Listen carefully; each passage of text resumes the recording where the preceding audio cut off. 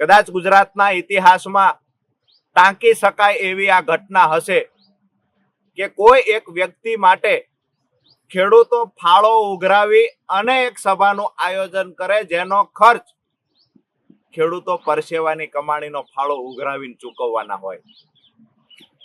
આજે રાજકીય પાર્ટીઓ રાજુ કરપડા પર કાદવ ઉછાળવાના પ્રયત્ન કરે છે, પરંતુ ખેડૂતો જે રાજુ કરપડાને પ્રેમ કરે છે, આજે મને ખુશી એ વાતની છે કે અમારા ખેડૂતો આજે મારા ખંભે હાથ મૂકીને ઊભા છે.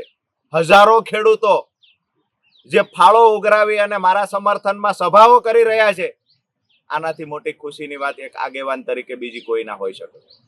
તમામ ગુજરાતના ખેડૂતોને એક વિનંતી કરું છું કે તમારા આત્માને પૂછી લેજો કે છેલ્લા 8 વર્ષથી રાજુ કરપડા લડે છે, જેનાથી તમને ખેડૂતોને વ્યક્તિગત ફાયદો થયો છે ખરા? જો તમારો આત્મા હા પાડે તો આવતીકાલની સભામાં આપ ઉપસ્થિત રહેશો એવી અપીલ કરું છું.